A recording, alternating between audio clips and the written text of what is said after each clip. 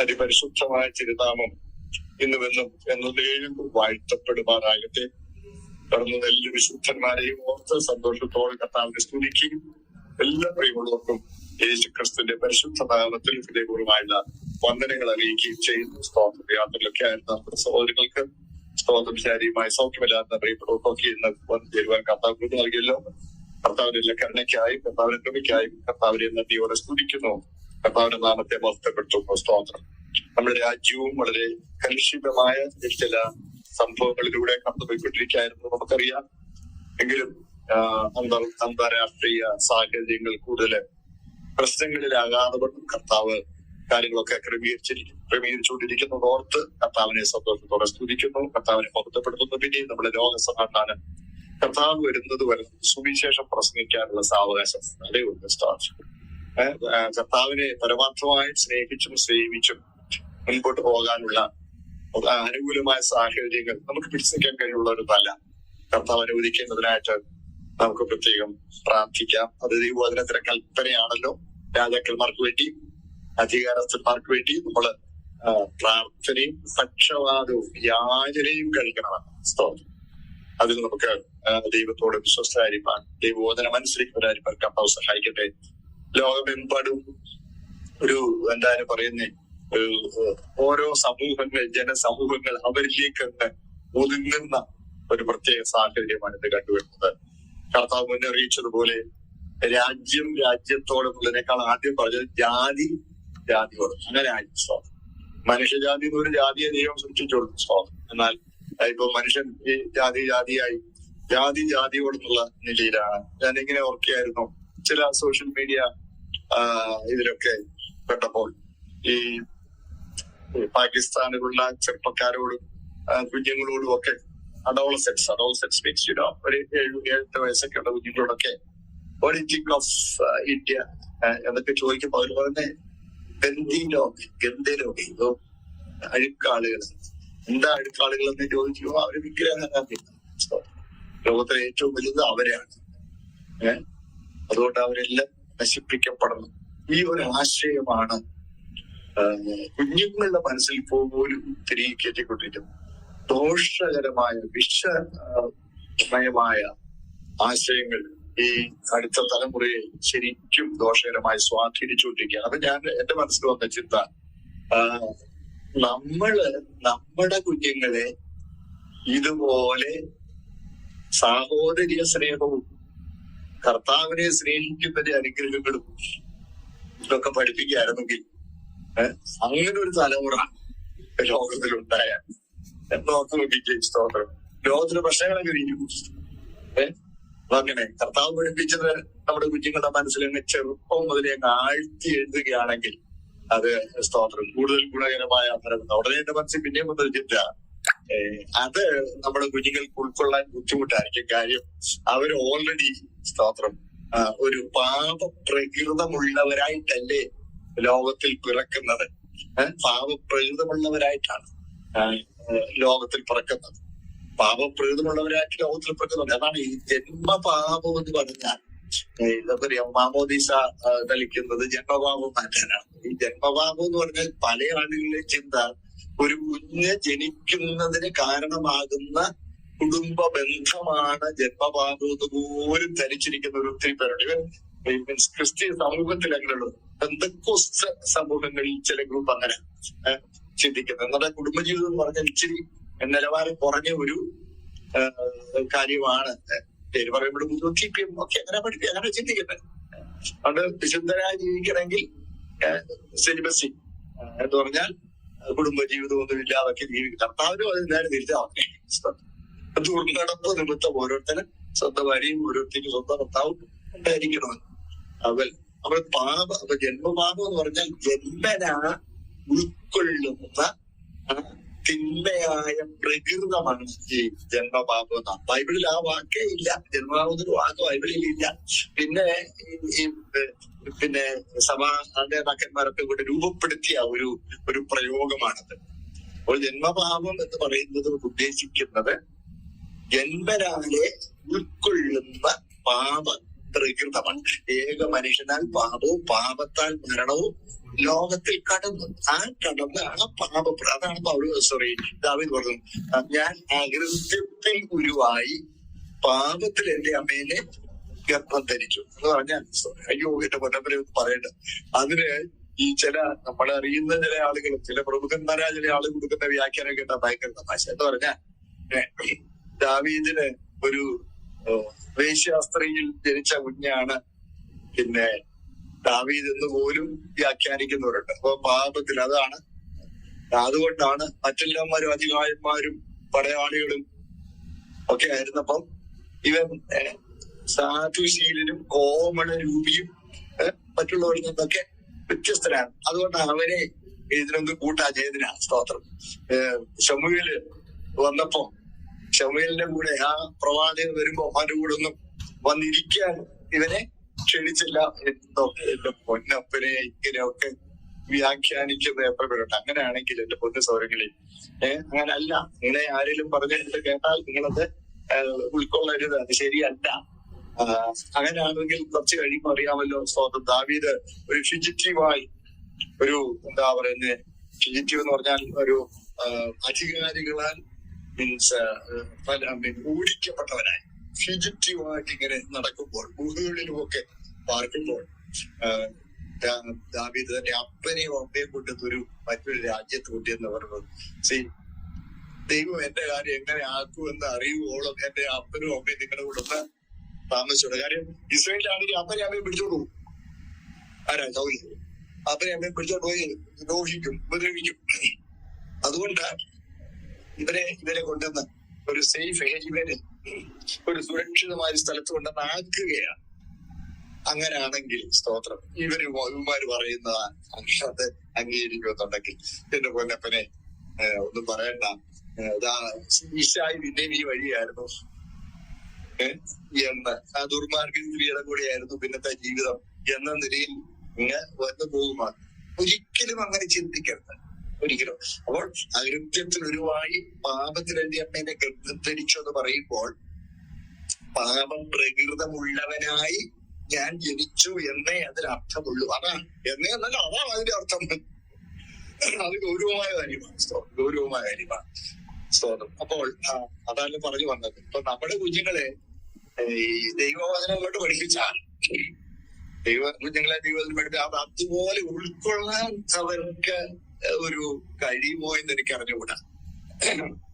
Means ഇസ്ലാമിലെ ഭീകരവാദവും പരസ്പര വിദ്വേഷവും പിന്നെ സ്വാർത്ഥതയും എന്ന് പറഞ്ഞാൽ അവരുടെ സ്വർഗം എന്ന് പറയുന്നത് മദ്യശാലയും വേശ്യാലയും പോലുള്ള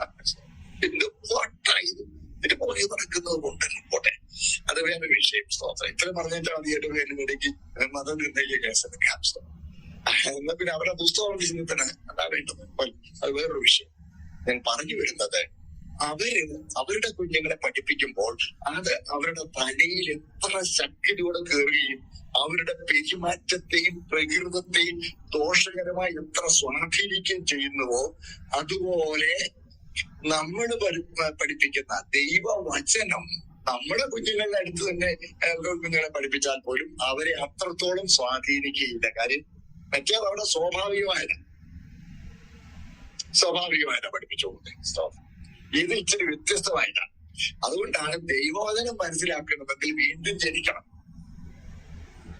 അതാണ് പ്രാകൃത മനുഷ്യൻ ദൈവാത്മാവിന്റെ ഉപദേശം കൈക്കൊള്ളുന്നില്ല, അതവന് ഗ്രഹിക്കാൻ പോകുന്നുണ്ട്.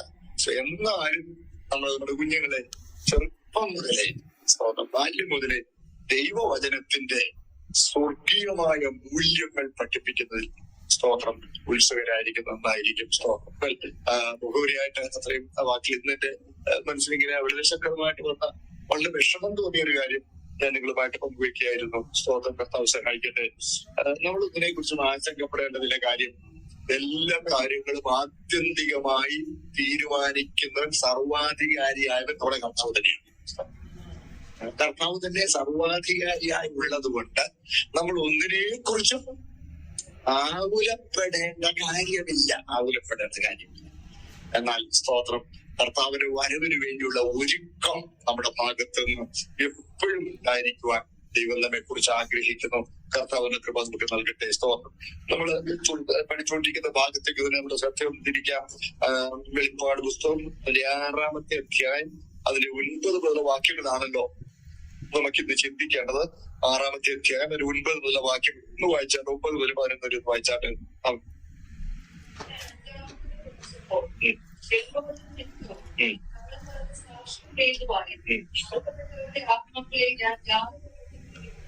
വായിച്ചോളൂ.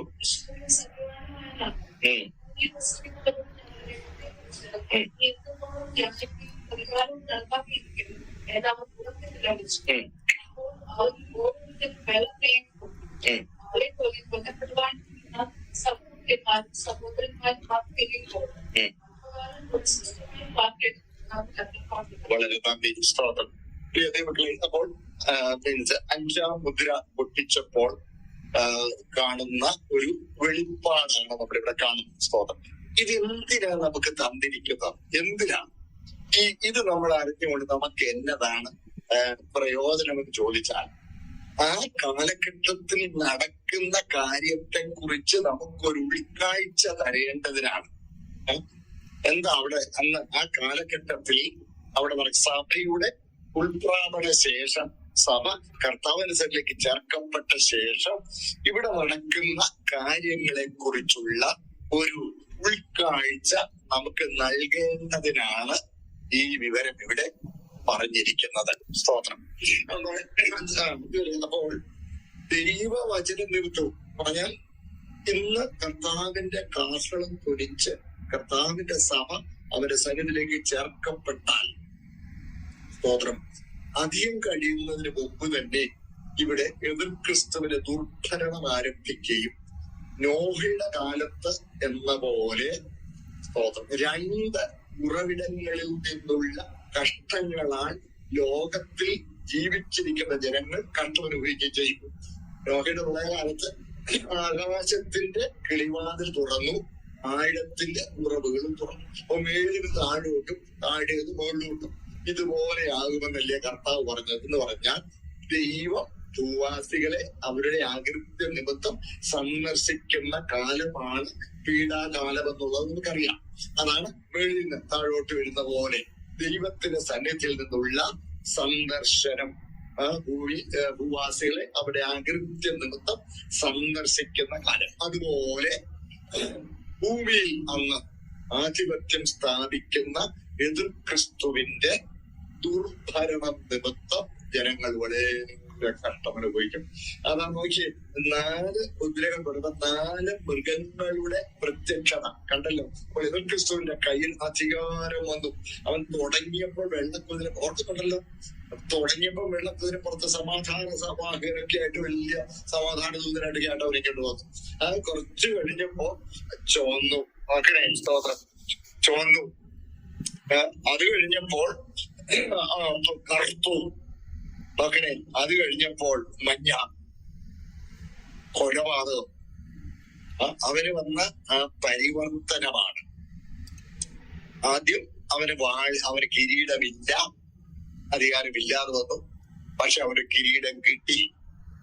വില്ലുണ്ട്, അമ്പില്ല എന്ന് പറഞ്ഞാൽ, സ്തോത്രം, പൂർണ്ണ സജ്ജമായ ഒരു മിലിറ്ററി, ഒരു സൈന്യ വ്യൂഹം അവനെ പിന്തുണയ്ക്കുവാൻ പ്രാരംഭത്തിലില്ല. പൂർണ്ണ സജ്ജമായ ഒരു സൈന്യ വ്യൂഹം, ഒരു സൈന്യം അവന് ഇല്ല എന്നുള്ളതാണ് അവിടെ നമുക്ക് വ്യക്തമായിട്ട് ബോധ്യപ്പെടാൻ കഴിയുന്നത്. നോക്കണേ, ഒരു വലിയ വാള് പിന്നാ കിട്ടുന്നത് കണ്ടല്ലോ. 2-ാം മുദ്ര പൊട്ടിച്ചു കഴിഞ്ഞപ്പോൾ 2-ാം മുദ്ര പൊട്ടിക്കുന്ന സമയത്താണ് പിന്നെ വാളും കിട്ടും. പിന്നെ 3-ാം മുദ്ര പൊട്ടിക്കുമ്പോഴാണ് ക്ഷാമം. സകലവും അവൻ നിയന്ത്രിക്കാൻ തുടങ്ങും. നമ്മൾ പിന്നെ വരുന്നപ്പോൾ ആ ഭാഗത്ത് ആ കാലഘട്ടത്തിൽ എന്താ സംഭവിക്കുന്നുള്ളതിനെ കുറിച്ച് കൂടുതൽ ഉൾക്കാഴ്ച പരിശുദ്ധാത്മ നൽകുന്നുണ്ട്. സകലവും നിയന്ത്രിക്കപ്പെടും. അളന്നു കൊടുക്കുന്ന ഭക്ഷണം റേഷനിങ് ആയിരിക്കും. ശരിക്കും റേഷനിങ്.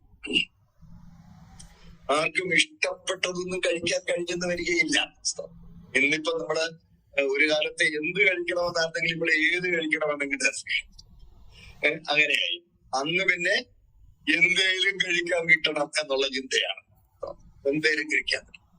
ആ ഒരു സ്ഥിതിയിലേക്ക് ലോകം വരുന്ന ഒന്ന് ഓർത്തു നോക്കണം. ഏത് കാലഘട്ടത്തിലും ഉള്ളതിന് ഒരു റിയാക്ഷൻ ഉണ്ട്. നമ്മള് ഏത് കാര്യത്തിൽ അഹങ്കരിക്കുന്നുവോ അതിന് ഒരു എതിരനുഭവം അത് പ്രകൃതിയിൽ തന്നെ ഉള്ളതാണ്. പ്രകൃതിയിൽ തന്നെ ഉള്ളതാണ്. നോക്കണേ, ഇന്നിപ്പോ അതിഭക്ഷണമാണ്. അതിഭക്ഷണം ആളുകൾ ഓർത്തു നോക്കിക്കേ, വീടുകളിൽ ഭക്ഷണം ഉണ്ടാക്കുന്നില്ല. അതിനേക്കാൾ തമാശ ഒരു കൾച്ചറായിട്ട് അത് വന്നു. ഒരു കൾച്ചറായിട്ട് വന്നെന്ന് പറഞ്ഞാൽ, പുറത്തുപോയി ഒരു ചാപ്പാട് കഴിച്ചില്ലെങ്കിൽ അതിലൊരു നിലവാരം കുറഞ്ഞ കൂട്ടമാണ് അവരെന്നുള്ളൊരു ചിന്ത ഇന്ന് നമ്മുടെ സമൂഹത്തിൽ പരത്തുവാൻ പിശാച് ശ്രമിച്ചുകൊണ്ടിരിക്കുക. ഓഫ് കോഴ്സ് നമ്മുടെ വീട്ടിൽ ഭക്ഷണം ഉണ്ടാക്കാനായിട്ട് നമുക്കൊരു സൗകര്യം കിട്ടിയില്ല. അതുകൊണ്ട് ഒരു ഭക്ഷണം പുറത്തുനിന്ന് വാങ്ങിച്ച് കഴിച്ചെന്ന് കണ്ട് തെറ്റൊന്നുമില്ല. പക്ഷേ പുറത്തുപോയി കഴിക്കുന്നത് ഏതാണ്ട് ഒരു വക ജാട പോലെ. അയ്യോ, ഞാന് ഇന്ന ഹോട്ടലിൽ ഞങ്ങൾ ഇരിക്കുകയാണെന്ന് പറഞ്ഞ് അത് ഏറ്റവും കൂടിയ എന്തെങ്കിലും അതിന്റെ ഫോട്ടോ എടുത്ത് ഫേസ്ബുക്കിൽ അപ്പൊ അവരവിടെ പോയെങ്കിൽ ഇപ്പൊ ഇവിടെ ബസ്സായി, അവരവിടെ പോയി അന്നെ കഴിച്ചത്. അവർ 3 സ്റ്റാറിൽ പോയപ്പോ ഇവിടെ പോകണം. 5 സ്റ്റാറിൽ ഇതിനൊരു റിയാക്ഷൻ ഉണ്ടാകും. അതാണ് ക്ഷാമം. അങ്ങനെ അത് കഴിയുമ്പോൾ മരണം, അന്യോന്യം കൊല്ലുക. ഈ 4 അവസ്ഥ അതാണ് ഇത്. ക്രിസ്തു അവന്റെ ആ താനി നിറത്തോടുകൂടി രംഗത്ത് വന്നു കഴിഞ്ഞു. അവന്റെ അധികാരം അവനോട് സ്ഥാപിച്ച് അവന്റെ ആധിപത്യം ഉറപ്പിച്ച് കഴിയുമ്പോൾ സ്തോത്രം ആണ് ഈ അറുക്കപ്പെട്ടവന്റെ ആത്മാക്കളെ നമ്മൾ കാണുന്നത്. അപ്പോൾ ക്രിസ്തുവിന്റെ ആ ദുർഭരണത്തിന്റെ ഫലമായിട്ട് ആ കാലഘട്ടത്തിൽ ദൈവവചന നിമിത്തവും തങ്ങൾ പറഞ്ഞ സാക്ഷ്യം നിമിത്തവും തങ്ങൾ പറഞ്ഞ സാക്ഷ്യം ഹേതുവായും അറുക്കപ്പെട്ടവർ ഇവിടെ അതാണ് പറഞ്ഞത്. ഇപ്പോൾ ഇന്ന് സഭ കർത്താവിന്റെ സന്നിധിയിലേക്ക് ചേർക്കപ്പെട്ടു. പിന്നെ ഈ ക്രിസ്തുവിന്റെ മരണം കൊണ്ട് ഉറപ്പിക്കപ്പെട്ട് കഴിയുന്ന ആ കാലഘട്ടം വരുമ്പോൾ കൈവിടപ്പെട്ടു പോയതോ ചാൻസ് പോയതോ എന്നുള്ള പ്രാണം കയറിയിട്ട് ആളുകൾ കർത്താവിനെ ഏറ്റുപറയാൻ ഒത്തിരി പേരുതയാണ്. കർത്താവിനെ ഏറ്റുപറയാനും കർത്താവിനെ സാക്ഷിക്കാനും വചനം പ്രസംഗിക്കാനും വചനം പറയാനും അങ്ങ് എനിക്ക് തോന്നുന്ന സ്തോത്രം പ്രസംഗം കേൾക്കാൻ ഇഷ്ടം പോലെ ആളായിരിക്കും. ഇന്നിപ്പം പ്രസംഗം കേൾക്കാൻ ആളുകൾക്ക് ദൈവമക്കൾക്ക് പോലും താല്പര്യമില്ല. ആരാധനായ നോമനപ്പേര് വിളിച്ച ഒരു ആരവാരത്തിന്റെ പിന്നാലെ ഞാൻ ബോധപൂർവമാണ് ഓരോ വാക്ക് പറഞ്ഞത്. ഞാൻ പറഞ്ഞ ഓരോ വാക്കിന് നിങ്ങൾക്ക് എന്നോട് വിശദീകരണം ചോദിക്കാം. ഞാൻ പറഞ്ഞുതരാൻ നല്ല ഒരുക്കമുള്ളവരാണ്. ശ്രദ്ധിക്കണേ. ഒരു ചെറുപ്പക്കാരനോട് യോഗത്തിന് പോകാത്ത അവന്റെ അമ്മയപ്പന്മാർ പോയിക്കൊണ്ടിരുന്ന സ്ഥലത്തെന്താണ് നീ പോകാത്തതെന്ന് വെച്ചിട്ട് അവിടെ മടുത്തന്നേ. അത് പിന്നെ നിങ്ങൾ പാട്ട് ഞങ്ങളൊക്കെ ഓർമ്മ വെച്ചൊക്കെ പാട്ടിനൊക്കെ തുടങ്ങി. അതൊക്കെ കഴിഞ്ഞു. എന്താന്ന് പറഞ്ഞാലും ഈ അത് കഴിഞ്ഞു സങ്കീർത്തനമായതിനെയൊക്കെ അങ്ങ് സഹിക്കാം. അത് കഴിയുമ്പോൾ പറയപ്പോ ഒരു സാക്ഷ്യം എന്നും പറഞ്ഞൊക്കെ എഴുതണം. അതും പോട്ടെ, എങ്ങനെയും ഒക്കെ ഒരു പല വെറൈറ്റി ഉണ്ടല്ലോ. അത് കഴിയുമ്പോ ഞങ്ങളുടെ പാസ്റ്റർ ഉച്ചയ്ക്ക് നശിപ്പിക്കുന്ന സംഹാരവുമായിട്ട് എഴുതേക്കും. ബൈബിളിൽ നിന്നൊരു വാക്യം കൂടെ എടുത്തേക്കും. ഉച്ചയ്ക്ക് നശിപ്പിക്കുന്ന വചന ശുശ്രൂഷയ്ക്ക് പറയുന്നത് ആരാ? ചെറുപ്പക്കാരൻ പറയുന്ന ഇത് വേണ്ട. അതുകൊണ്ട് അവിടെ ചെന്നാൽ ചാട്ടമുണ്ട്, ഡാൻസ് ഉണ്ട്. ഞാൻ പറഞ്ഞല്ലോ, എല്ലാത്തിനും ഒരു റിയാക്ഷൻ ഉണ്ടാവും. എല്ലാത്തിനും ഒരു മറുവശമുണ്ടാകും.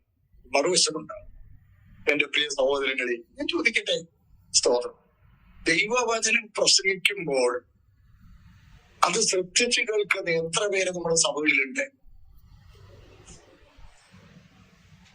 എത്ര പേരുണ്ട്? ദൈവവചനം പ്രസംഗിക്കുമ്പോൾ നമുക്ക് അത് കേൾക്കണ്ട. എന്നാൽ എഴുന്നേറ്റ് നിന്ന് പാടുകയാണെങ്കിൽ എല്ലാവർക്കും അത് വേണ്ടെന്നല്ല ഞാൻ പറയുന്നത്, പഠിക്കൂ. പക്ഷെ അതിന്റെ സ്ഥാനമുണ്ട്, അതിന്റെ സ്ഥാനമേ ആകാവൂ. ഇവിടെ കണ്ടോ വചനം, അവര് ദൈവവചനം പറയുന്ന ഒരു സമയം വരും. ഭക്ഷണത്തിൽ അതിന്റെ കാര്യത്തിൽ റിയാക്ഷൻ ഉണ്ടാകുന്ന പോലെ ദൈവവചനം, ആത്മാവിന്റെ ഭക്ഷണത്തെ കുറിച്ചും മനുഷ്യനൊരു വലിയ താല്പര്യം ഉണ്ടാവും. അവർ ദൈവവചനം നിമിത്തു എന്നിട്ട് താങ്കൾ പറഞ്ഞ ഇപ്പം നേരെ തിരിച്ച സാക്ഷ്യം പറയാൻ ഞാൻ ഈ ആത്മീയ കാര്യങ്ങളിൽ, ആത്മീയ വിഷയങ്ങളിൽ പല ആളുകളും ചുവടുകൾ എടുത്തിട്ടുണ്ട്. പക്ഷെ അതാരും അറിയരുതെന്ന്, അതാരും അറിയരുത്, അതാരും അറിയരുത്. ഇവിടെ എന്റെ വീട്ടിൽ വന്നിട്ടുണ്ട്. സ്തോത്രം. സാറേ, ഞങ്ങള് കുടുംബമായിട്ട് ബാപ്റ്റിസം എടുക്കാനൊക്കെ തീരുമാനിച്ചു. നല്ല കാര്യം, നല്ല കാര്യം. അതേ സാറ് തോന്നുന്ന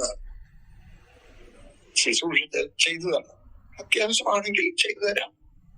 പക്ഷെ നിങ്ങൾ തുടർന്ന് കൂട്ടായ്മകളിൽ സംബന്ധിക്കാൻ തീരുമാനമെടുക്കുന്ന കൂടിവരവ് സഭ ഏതോ അവിടുത്തെ ശുശ്രൂഷകനാണ് അത് ചെയ്യുന്നത്. അതാണ് അതിന് യോഗ്യം. അല്ല, നിങ്ങൾക്ക് ഞാനത് നിർവഹിക്കണമെന്ന് നിങ്ങൾക്ക് താല്പര്യമുണ്ടെങ്കിൽ ആ ശുശ്രൂഷകനെ അനുവാദത്തോടും അദ്ദേഹം ആവശ്യപ്പെട്ടാൽ ഞാൻ ചെയ്യാം. അത് ഞങ്ങളുടെ ശുശ്രൂഷ പറഞ്ഞാൽ ആഭരണ പൂരം നഷ്ടം. പിന്നെ ആരും മാസ്റ്റർ ഒന്നും, ഞങ്ങളുടെ മാസ്റ്റർ പോലും എന്റെ കൂടെ ഉണ്ടോ നിങ്ങള്? ഞങ്ങളുടെ മാസ്റ്റർ ഭൂമിയിൽ ആരും, അങ്ങനെ ഒത്തിരി പേരുണ്ട് സമൂഹത്തിൽ. അവരുടെ ജീവിതത്തിൽ കർത്താവ് ചെയ്ത സ്തോത്രം ആ ആത്മീയ പ്രവൃത്തിയെ പരസ്യമായി സാക്ഷിക്കുവാൻ ലജ്ജിക്കുന്നവർ.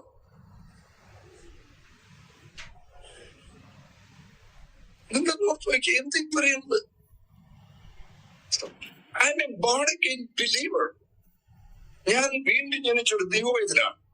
ലോകമല്ല എനിക്ക് പ്രധാനം, ഈ ജീവിതമല്ല എനിക്ക് പ്രധാനം, വരുവാനുള്ളതും നിത്യജീവനുമാണ് എനിക്ക് പ്രധാനം.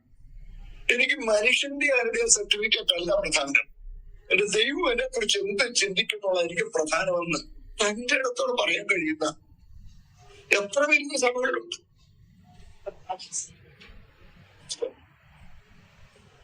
എന്റെ പോലെ സൗരങ്ങളിൽ ദൈവവും വചനവും തങ്ങൾ പറഞ്ഞ സ്തോത്രം, തങ്ങൾ പറഞ്ഞ സാക്ഷ്യം ഹേതുവായി സ്തോത്രം.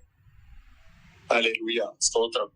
പ്രിയപ്പെട്ടവരെ, ഇങ്ങനെ മറിച്ചിട്ടുണ്ട്, രഹസ്യ ശിഷ്യത്വം എന്ന ഒന്നിനും ഉണ്ടാകാൻ കഴിയുകയില്ല. കാരണം കർത്താവ് പറഞ്ഞല്ലോ, വിളക്ക് കത്തിച്ച് പറയൻ കീഴിലല്ല അണ്ടിന്മേലാണ് വെക്കേണ്ടത്. സ്തോത്രം എന്ന് പറഞ്ഞാൽ വിളക്ക് കത്തിച്ചാൽ അത് അണ്ടിന്മേലിരിക്കണം. ഒരു ആത്മീയ പ്രകാശം അവന്റെ ജീവിതത്തിൽ ഉണ്ടായാൽ അത് വെളിപ്പെട്ടിരിക്കണം. ആ തണ്ടിന്മേലിരിക്കുന്നതിന് പറ കൊണ്ടങ്ങ് മൂടിയാൽ, കട്ടിക്കീഴെ വെച്ച് മൂടിയാൽ, അല്ലെങ്കിൽ പറ കൊണ്ട് കോട്ട കൊണ്ടങ്ങ് മൂടിയാൽ, അതിനെക്കുറിച്ച് ഒരു ചിന്തകൻ പറഞ്ഞിരിക്കുകയാണ്, അത് ശക്തിയുള്ളതാണെങ്കിൽ ആ കോട്ടയെ കത്തിച്ചു കളയും, അല്ലെങ്കിൽ അത് കിട്ടും. Either the secrecy would quench the lamp of the new life, or it will cause a fire burning up the secrecy. ആ രഹസ്യത്വത്തിന്റെ മൂടുപടത്തെ കത്തിച്ചുകൊള്ളി. ഹല്ലേലൂയ. എല്ലാവരും എന്റെ കൂടെ തന്നെ കൊണ്ടേ നമ്മൾ ഒരു ആത്മവിശ്വാസം എടുക്കേണ്ട സമയമായി. കർത്താവിനെ കുറിച്ച് ലജ്ജിക്കണം. പക്ഷേ ഇന്നിപ്പോ ലജ്ജിക്കുന്നവർ അന്ന് ഒത്തിരി പേരെ ഏറ്റു പറയും. സ്തോത്രം. ഹേതുവായി ആർക്കവിടെ ആത്മാക്കളെ ഞാൻ യാഗപെടുത്തും കീഴിൽ കണ്ടു. ഈ ആത്മാവിനെ കാണാനും, ആത്മാവിനെ കാണാനും ഇത് വെളിപ്പാടാണ്. അതുകൊണ്ട് തീർച്ചയായിട്ടും യോഹന്നാന് ഈ ആത്മാക്കളെ കാണാൻ കഴിയുന്നുണ്ട്. സ്തോത്രം. ആത്മാക്കളെ കാണും. എന്നിട്ട് ഈ ആത്മാക്കളുടെ നിലവിളി വിശുദ്ധനും സത്യവാനുമായ നാഥ, ഭൂമിയിൽ വസിക്കുന്നവരോട് ഞങ്ങളുടെ രക്തത്തെ കുറിച്ച് നിയന്ത്രണത്തോളം ന്യായവിധി പ്രതികാരവും നടത്താതെ ഇരിക്കും എന്ന് അവർ ഉറക്കെ നിലവിളിച്ചു. പ്രതികാരത്തിനു വേണ്ടി നിലവിളിക്കുന്ന ഒരവസ്ഥ. ഇത് ദൈവസഭയിലെ അംഗങ്ങളുടെ അനുഭവമല്ല. സ്തോത്രം. നമ്മുടെ വാഴ്ത്തപ്പെട്ട കർത്താവ്, പറഞ്ഞു നടത്തിയ ഓർമ്മ. സ്തോത്രം. നമ്മുടെ വാഴ്ത്തപ്പെട്ട കർത്താവ്, സ്തോത്രം, 2 കൊടിയ കള്ളന്മാരുടെ നടുവിൽ കർത്താവിനെ ക്രൂശിക്കും. ഒന്ന് ഓർത്തു നോക്കണം. സ്തോത്രം. അവര് പറഞ്ഞ വാക്കുകൾ, ഈ ഇടവും ഒരു ക്രൂശിക്കപ്പെട്ടവര് പറഞ്ഞത്, നമ്മള് ന്യായമായത് സഹിക്കും. ക്രൂശീകരണം പോലെയുള്ളൊരു കഠിന ശിക്ഷ, അതിക്രൂരമായ ശിക്ഷ, അത് ന്യായമായതാണെന്ന് അവര് തന്നെ അംഗീകരിക്കത്തക്ക തെമ്മാടികളായിരുന്നു. തെമ്മാടി നല്ല വാക്ക് പറയുന്നത്, അനേകം കൂടിയൊക്കെ പറഞ്ഞല്ലേ, ദുഷ്ടന്മാരെ.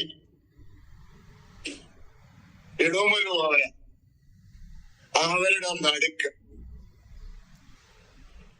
അവരെ അധർമ്മികളുടെ കൂട്ടത്തിൽ എണ്ണി അവരെ നടുക്ക അവരെ ക്രൂശിക്കുമ്പോൾ കർത്താവ് പ്രാർത്ഥിച്ചത്, പിതാവേ, ഇവർ ചെയ്യുന്നതിൻ്റെതെന്ന് അറിയാൻ ഇവരോട് ക്ഷമിക്കണമേ, ക്ഷമിക്കണമേ. ആ കർത്താവിനെ മണവാട്ടി സ്തെഫാനോസ് കല്ലേറ് കൊണ്ട് മരിക്കുമ്പോൾ പൊട്ടുകൂട്ടി, ഇവരുടെ ഭാവം നിർത്തരുതേ. രക്തസാക്ഷികൾ ആരും മുടിയാമ്പരായി കൊണ്ട് മരിച്ചവരല്ല. സ്തോത്രം. പൗലോസ് പറയുന്നത്, പാനീയാഗമായി ഒഴിക്കപ്പെടും. ദൈവസന്നിധിയിൽ അർപ്പിക്കുന്ന യാഗമാണ് തന്റെ ജീവിതമല്ല. ഞാൻ പാനീയാഗമായി ഒഴിക്കപ്പെടും. സ്തോത്രം. ഈ ലയൺസ് ബുക്ക് ഓഫ് മാർട്ടിയേഴ്സ് എന്നൊരു പുസ്തകം നിങ്ങൾ പരാമർശിച്ചിട്ടുണ്ടല്ലോ.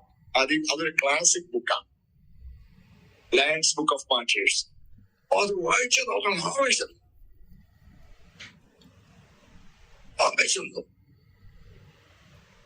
രക്തസാക്ഷികൾ എല്ലാവരും, സ്തോത്രം, ദൈവത്തെ സ്തുതിച്ചുകൊണ്ടും സന്തോഷത്തോടും കൂടെയാണ്, സ്തോത്രം, രക്തസാക്ഷിത്വം വരിച്ചത്, തങ്ങളുടെ പ്രാണനെ ഏൽപ്പിച്ചു കൊടുത്തത്. ഹല്ലേലൂയ. ആരും നിരാശയുടെ നിലവിളി ഉയർത്തിയില്ല. പക്ഷെ ഇവിടെ ഇതാ പ്രതികാര വാഞ്ച. അതാണ് പ്രകൃതത്തിലെ ഏകീഭാവമില്ലെങ്കിൽ നിത്യതയിൽ ഒരുമിച്ചായിരിക്കുവാൻ കഴിയുന്നതല്ല. അത് സ്തോത്രം. അതുകൊണ്ട് ഇത് സ്വാതിവരെ അടുത്ത ഇതുമായി ബന്ധപ്പെട്ട് മറ്റു ചില കാര്യങ്ങൾ ആളുകൾ പറയാം. അപ്പോൾ മരണശേഷവും മരണാനന്തരവും പ്രാർത്ഥിക്കാമല്ലോ, പ്രാർത്ഥനയോ കേൾക്കുമല്ലോ. നിങ്ങളല്ലേ പറയുന്നത് മരിച്ച വിശുദ്ധന്മാർക്ക് നമുക്ക് വേണ്ടി പ്രാർത്ഥിക്കാൻ കഴിയില്ലെന്നൊക്കെ നിങ്ങളല്ലേ പറയുന്നത്. ഇവിടെ തെളിവില്ല. ഇതൊക്കെയാ പല സഭക്കാർ, പല വട്ടത്ത സഭകളിലുള്ളവരും എടുത്ത് ഇതൊക്കെ വാങ്ങി പാവജനങ്ങളെ വഞ്ചിക്കുന്നു.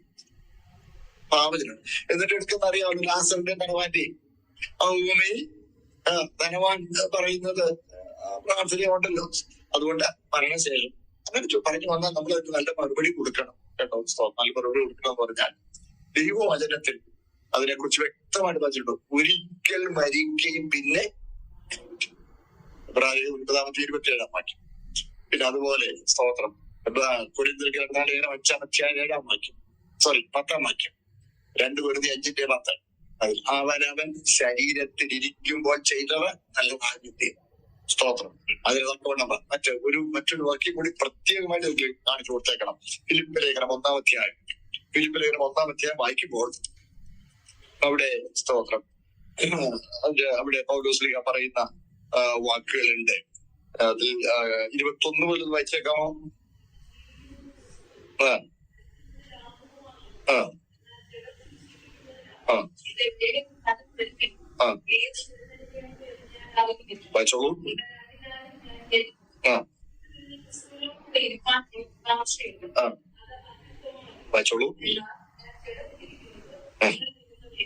വായിച്ചോളൂ.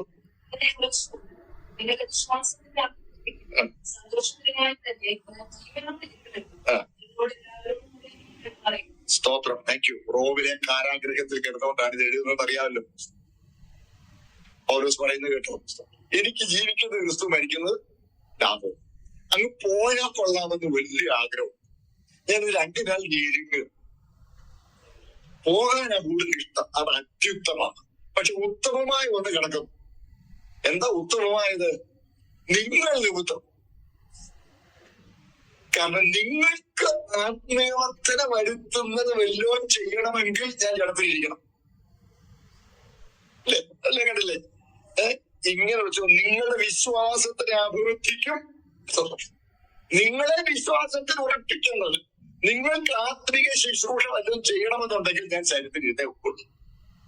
അതുകൊണ്ട് എനിക്ക് അതല്ല കൂടുതൽ താല്പര്യമുള്ളതെങ്കിലും ശരീരത്തിലിരിക്കുവാൻ ഞാൻ അങ്ങ് തിരഞ്ഞെടുക്കുന്നു.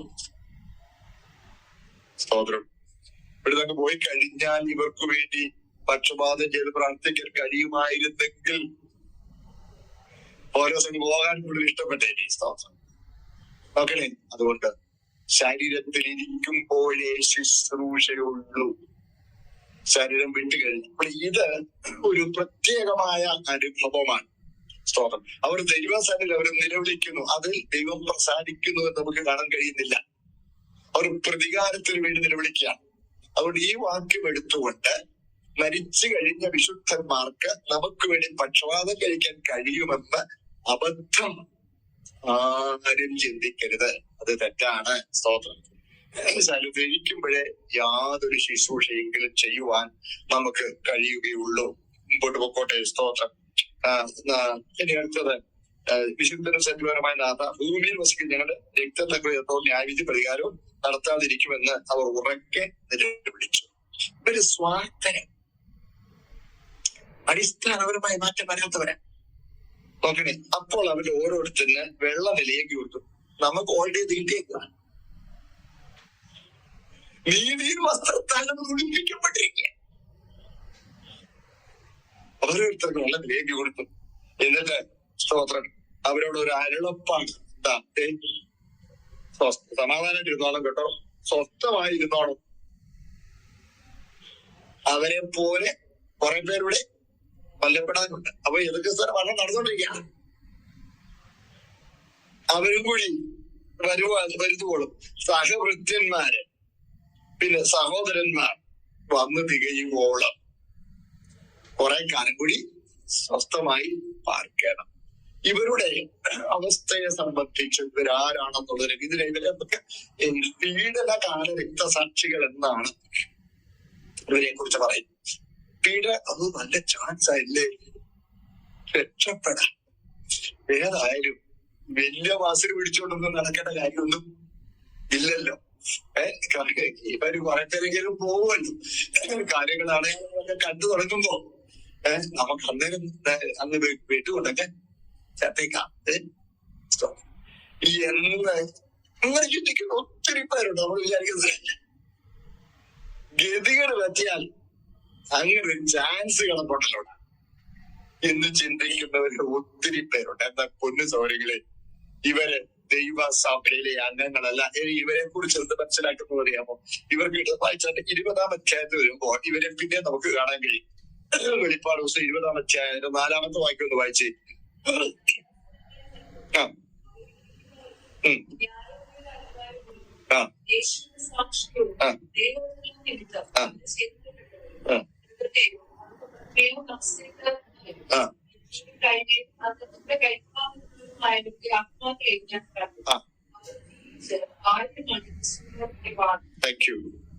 അപ്പൊ ഇവര് കൊല്ലപ്പെട്ടതിന്റെ കാരണം എന്താണ് നമ്മൾ ഒന്നുകൂടെ വെളിപ്പെടുത്തുന്നുണ്ട്. എന്തൊക്കെയാണ്? സ്തോത്രം. യേശുവിന്റെ സാക്ഷി. അത് ഞാൻ നിങ്ങളോട് പറയും. അവനെ സാക്ഷിച്ചു. സ്തോത്രം. അതിന്റെ പൊന്നു സൗരങ്ങളെ ഞാനിത് പറയുമ്പോ എന്റെ പൊന്നു സൗരങ്ങളെ നിങ്ങൾ ഓർത്തോണം. എവിടെ യേശുവിനെ കുറിച്ച് സാക്ഷ്യം പറയാമോ? ഒരു ചാൻസ് കിട്ടിയാ പറഞ്ഞു എവിടെ സ്തോത്രം. കടയിൽ പോകുന്നിടത്ത് നമ്മൾ സ്ഥിരമായ സാധനം മേടിക്കുന്ന കണക്കാൻ നമ്മൾ വീട്ടിൽ ജനിച്ചവരാണെന്നറിയും. നമ്മൾ വീട്ടിൽ ജനിച്ചവരാണെന്നറിയും. അങ്ങനെയാണെങ്കിൽ പിന്നെ വേണ്ടാത്തതിൽ മേടിക്കാനും എല്ലാരും എന്റെ കൂടെ ഉണ്ടോ? വേണ്ടാത്തതിന് മേടിക്കാനൊക്കെ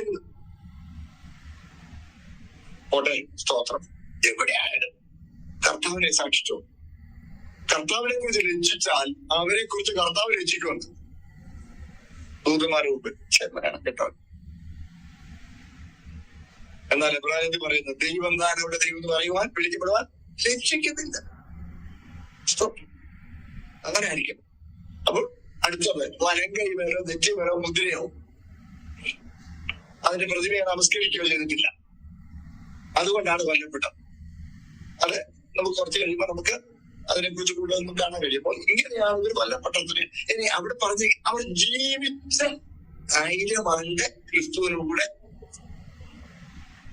അവിടെ ജീവിച്ചു എന്ന് പറഞ്ഞിരിക്കുന്ന പ്രത്യേകം ശ്രദ്ധേയമാണ്. ഈ ഉയർത്തെഴുന്നേൽപ്പിനെ കുറിച്ച് പഠിക്കുമ്പോൾ യേശു ക്രിസ്തുവാണ് മരിച്ചവരിൽ ആദ്യ ഫലമായി ഉയർത്തെഴുന്നേറ്റം. ലേഖനം 15 അധ്യായത്തിലുണ്ടല്ലോ, യേശു ക്രിസ്തുവാണ് ആദ്യമായി ഉയർത്തെഴുന്നേറ്റം. ആദ്യ ഫലം ക്രിസ്തു, പിന്നെ ക്രിസ്തുവിനുള്ളവർ അവന്റെ വരവില്ല. ഇതുവരെ കർത്താവ് ഉയർത്തെഴുന്നേറ്റ് പറഞ്ഞാൽ ആര് ഉയർത്തപ്പോൾ ലാസറോ, നൈന്റെ വിധവയുടെ മകനോ യായിറോസിന്റെ മകളോ, അവരുടേത് ഉയർത്തെഴുന്നേൽപ്പല്ല, അവർക്ക് ജീവിച്ചു വരികയായിരുന്നു. എന്ന് പറഞ്ഞാൽ പഴയ ശരീരത്തിൽ പഴയ ലൗകിക ജീവിതം കുറച്ചും കൂടി നീട്ടിക്കിട്ടുകയായിരുന്നു. പഴയ ശരീരത്തിൽ പഴയ ലൗകിക ജീവിതം കുറച്ചു നാളത്തേക്കും കൂടെ ദീർഘിപ്പിച്ച് കിട്ടി. അതാണ് ജീവിച്ചു എന്നുള്ള വാക്ക് പ്രത്യേകം ഉപയോഗിച്ചിരിക്കുന്നത്. അവർ ജീവിച്ച് 1000 ആണ്ട് ക്രിസ്തുവിനുള്ളതാണ്. ലാസറ് പഴയ ചരിത്രത്തിൽ മടങ്ങിയിരുന്നു, മാറ്റം വെച്ചു. ആ സഹോദരൻ തന്നെ പറയുക, അയ്യോ തോന്നല്ലേ മാറ്റി വെച്ച് കാണും.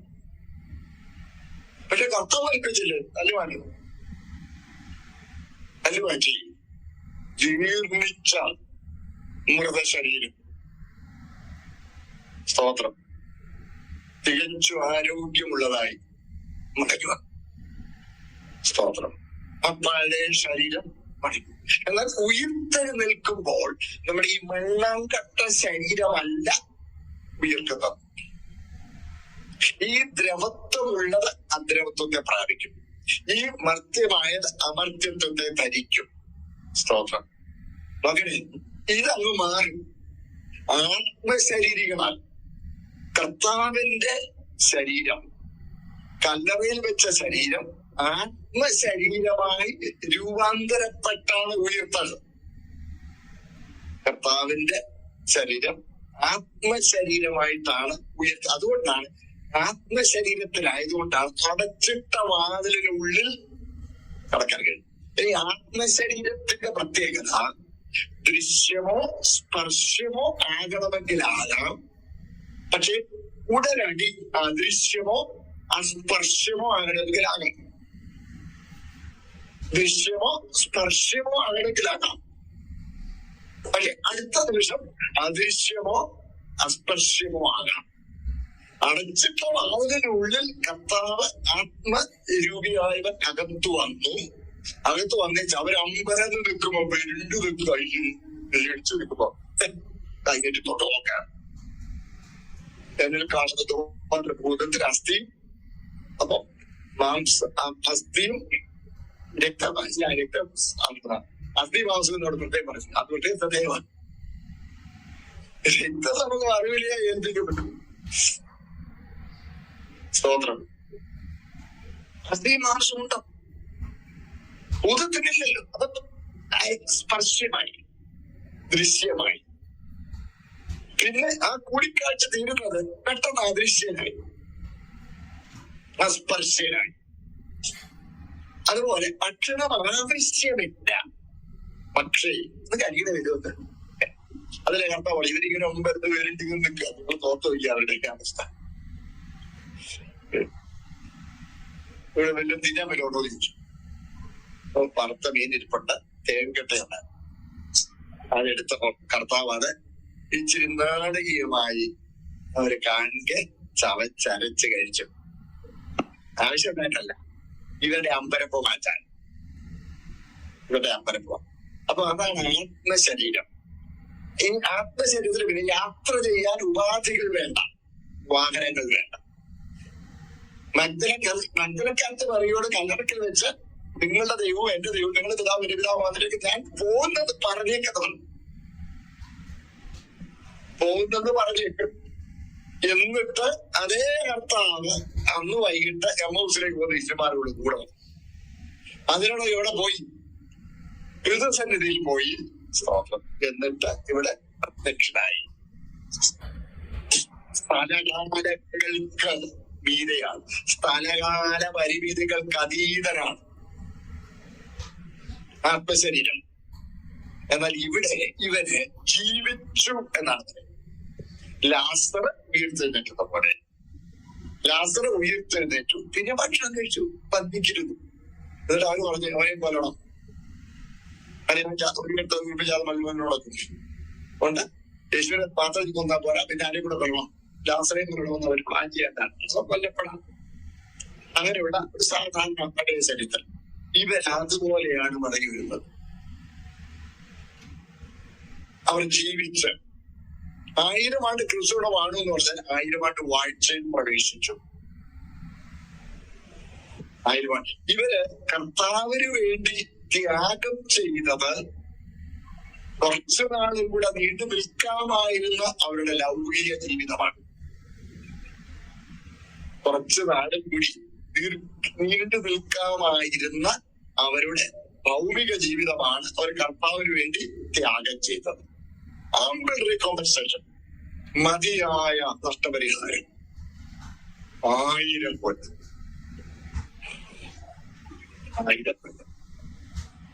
ക്രിസ്തുവിനോടുകൂടി സഹസ്രാബ്ദ വാഴ്ചയിലെ പങ്കാളിത്തമാണ് ഇവർക്ക് ലഭിക്കുന്നതെന്ന് ഇവിടെ നമുക്ക് മനസ്സിലാകുന്നു. എന്നാൽ നമ്മളങ്ങനല്ല. സഹസ്രാബ്ദ വാഴ്ചയുടെ കാലത്തും നമ്മൾ ജീവിച്ച ശരീരത്തിനല്ല, പിന്നെ തേജസ്കരിക്കപ്പെട്ട ശരീരത്തിനായി.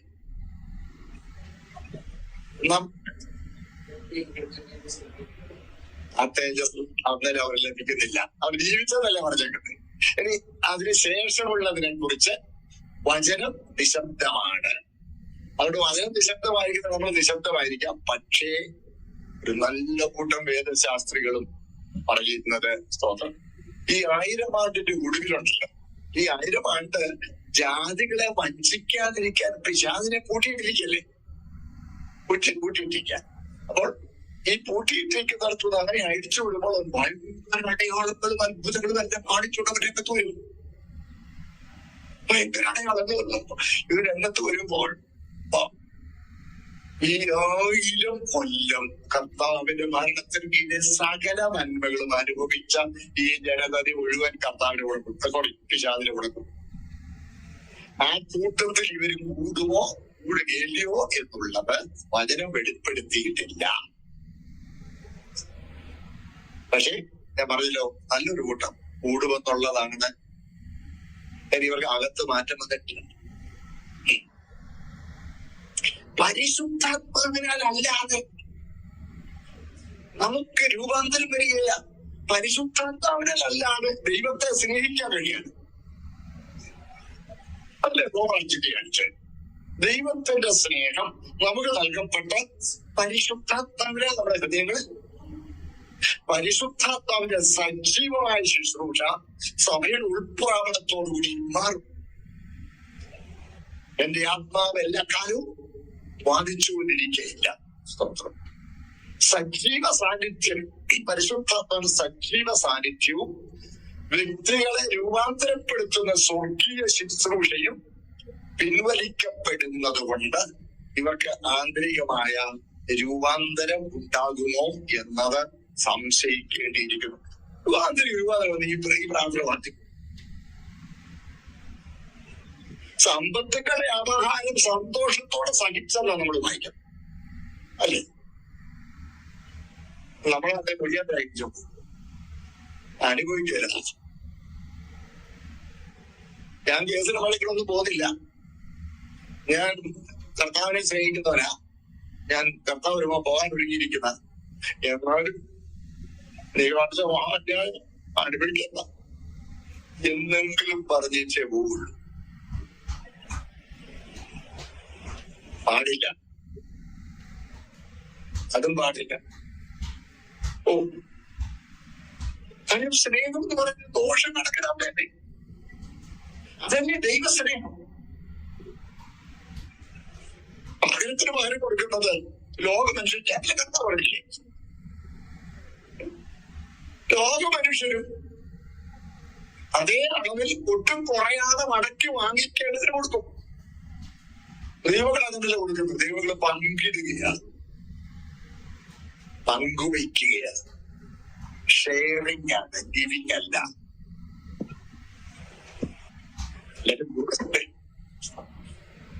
അതുകൊണ്ട് ഇവരുടെ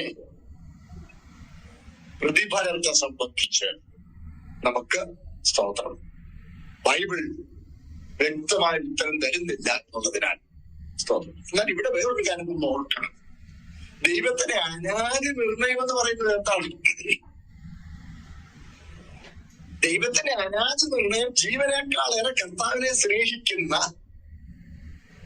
ഒരു പുതുസൃഷ്ടിയായ വിശേഷ സൃഷ്ടിയായ മനോഹര വസ്തു എന്ന് തിരുവെടുത്ത് പറയുന്നത്. സകല ജാതികളിൽ നിന്നും തെരഞ്ഞെടുക്കപ്പെടുന്ന മനോഹര വസ്തു ആയ ദൈവസഭയാണ്. ആ ദൈവസഭ കർത്തസനിലേക്ക് ചേർക്കപ്പെട്ട് കഴിഞ്ഞാൽ പിന്നെ ഞാൻ പറഞ്ഞല്ലോ കഴിഞ്ഞ ദിവസം ഹിസാബ് തീർക്കുക. ആ ബൃഹത് പദ്ധതിയിൽ ദൈവം ഉപയോഗിച്ച വ്യക്തികളെയും ഉപയോഗിച്ച ഉപാധികളെയും ഒക്കെ സ്തോത്രം തക്ക പ്രതിഫലം കൊടുത്ത് കണക്ക് നിൽക്കുന്ന ഒരു കണക്ക് തീർപ്പിന്റെ സമയമാണ്. ആ കണക്ക് തീർപ്പിന്റെ സമയത്ത് സ്തോത്രം ഇവര് കർത്താവിനെ സാക്ഷിച്ചു, വെട്ടുകൊണ്ടിയെത്തും, അതെ വെള്ളത്തിലേക്കൊക്കെ തൽക്കാലം ഒന്ന് കൊടുത്തു. പക്ഷെ അവരത് നിരയാക്കി തങ്ങളുടെ വെള്ള ഉടുപ്പ് മലിനമാകാതെ സൂക്ഷിക്കണം. നമ്മൾ വായിച്ചല്ലോ ഓൾറെഡി. അതുകൊണ്ട് ദയവ് ചെയ്ത് കർത്താവിനേക്കാൾ കേമന്മാരാകാനുള്ള താല്പര്യം മാറ്റിവെച്ചത്.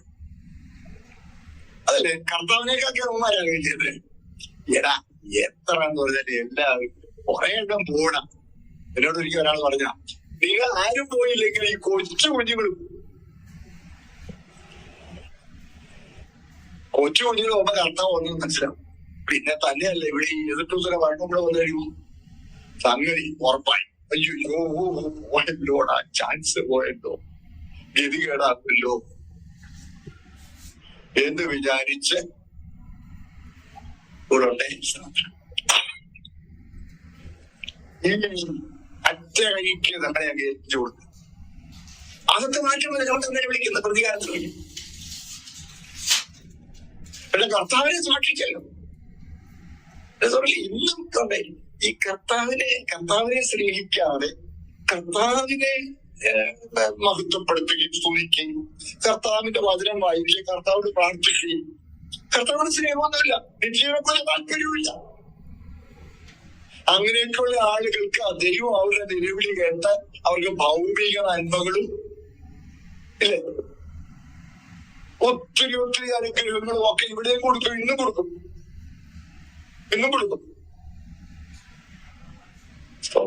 അതുകൊണ്ട് ദയവ് ചെയ്ത് വ്യാമോഹിക്കരുത് അങ്ങനെ. അല്ലെങ്കിൽ പറഞ്ഞില്ലേ ദൈവത്തെക്കാൾ കേവന്മാര്. അപ്പൊ ദൈവത്തിന്റെ കാര്യപരിപാടിയുടെ ആത്യന്തിക ലക്ഷ്യം ദൈവസഭയാണെങ്കിൽ ദൈവസഭ ചേർക്കപ്പെട്ട് കഴിഞ്ഞാൽ കണക്ക് തീർപ്പിനെ അറിയാം. പക്ഷെ ദൈവം നീതിമാനായതുകൊണ്ട് ദൈവം എവിടെയും കാരണം കാണിക്കുന്നു. പക്ഷെ അകത്തൊരു നിങ്ങളെന്താ വിചാരിക്കുന്നത്? എന്റെ ഒരു സ്നേഹിതരുണ്ട്, ഭയങ്കര അടുത്ത സ്ത്രീകൾ. എന്റെ അടുത്ത സ്ത്രീകള് ഞാൻ അവരോട് സുവിശേഷം പറയും. തൊട്ടടുത്ത മുറിയില്ല ഹോസ്റ്റലിൽ താമസിക്കുന്നു. അവൻ രക്ഷിക്കപ്പെടണമെന്ന് ഞാൻ വളരെ ഭയങ്കര സമർത്ഥന യോഗ്യനുമാണ്.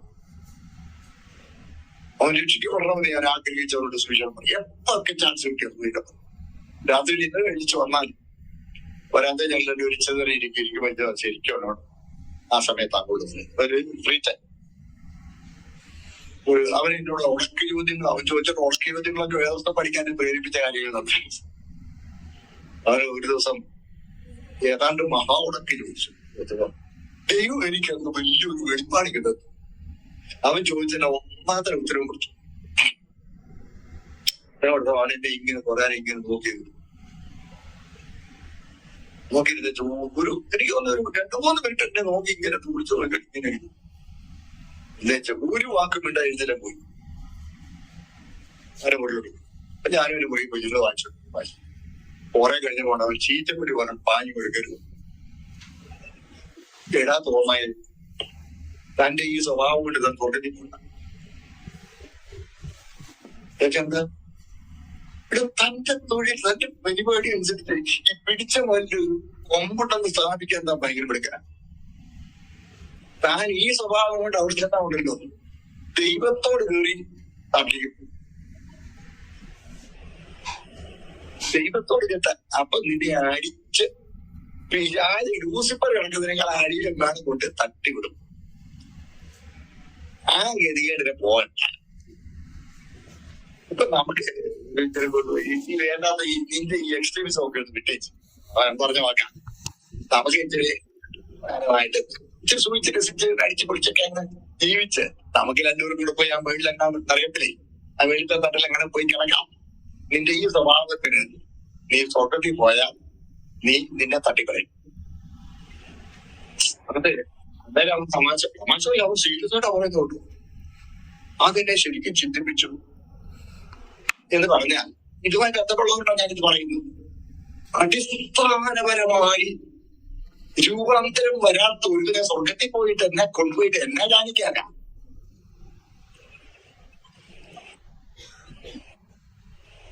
എന്നെ കാണിക്കാന അവൻ എന്നെ പറഞ്ഞു നീ അടുത്ത ലൂസിഫറാകും എന്ന് പറഞ്ഞു. പല എനിക്ക് മനസ്സിലാവട്ടെ കഴിക്കണ്ടായിട്ടാ. അതുകൊണ്ടാണ് പ്രിയപ്പെട്ടവരെ സ്തോത്രം. അതുകൊണ്ടാണ് നമ്മള് ഈ ദൈവത്തെക്കാൾ കേന്ദ്രന്മാരാകാമെന്നുള്ള ഈ തെറ്റായ ധാരണയിൽ നിന്ന് സ്വതന്ത്രരായി ഈ കൃപായുഗത്തിൽ കർത്താവിന്റെ സഞ്ചരിക്കപ്പെടുവാൻ ഒരു ജീവനേക്കാളേറെ കർത്താവിനെ സ്നേഹിക്കുന്നവനെ അവന്റെ മണവന്റെ യോഗ്യതയുള്ളൂ. ഒരു ജീവനേക്കാളേറെ സ്നേഹിക്കുന്നു. അവരുടെ ജീവൻ അവർക്ക് അതൊരു പ്രധാനമായിരുന്നുകൊണ്ടല്ലേ അതിന് പ്രതികാരം ചോദിക്കാൻ പറയും. എനിക്ക് ഒത്തില്ല ജീവൻ നീ അതിന് ചോദിക്കും. അപ്പൊ ഇവർക്ക് ചാൻസ് കിട്ടിയാൽ ഇവര് പ്രതികാരം ചോദിക്കാൻ ചോദിക്കാതിരിക്കില്ല. അതുകൊണ്ട് പൊന്നു സഹോദരങ്ങളെ കർത്താവ് ഒന്ന് പോയി കഴിഞ്ഞാൽ പിന്നെ ഒരു ചാൻസ് കിട്ടുമെന്നുള്ള മിഥ്യാധാരണ ദയവ് ചെയ്ത് അത് ഒഴിവാക്കിയിരിക്കണമെന്നാണ് ഞാൻ സ്നേഹത്തോടെ നിങ്ങളെ പ്രബോധിപ്പിക്കുന്നത്. എനിക്കറിയാം ഞാൻ ഈ പറയുന്നതൊന്നും ഉൾക്കൊള്ളാൻ പല ആളുകൾക്കും കഴിഞ്ഞെന്ന് വരികയില്ല. പക്ഷേ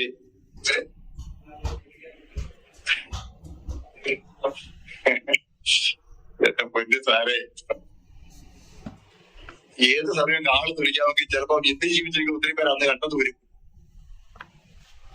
നമ്മുടെയൊക്കെ സഭകളിൽ കൂടുതൽ പേര് ആ കൂട്ടത്തിലായിരിക്കുമോന്ന് എനിക്ക് പേടിയുണ്ട്.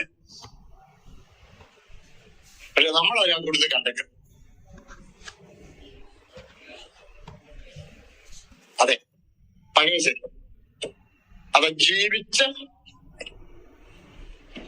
നമ്മൾ ആരുമായിട്ട് വാഴ്ചയെ കുറിച്ച് പഠിക്കുമ്പോൾ നമുക്ക് കൂടുതൽ കാര്യങ്ങൾ ഇതുമായിട്ട് ബന്ധപ്പെട്ട് വെച്ചാൽ ക്ലിയർ ഇല്ല. സ്തോത്രം.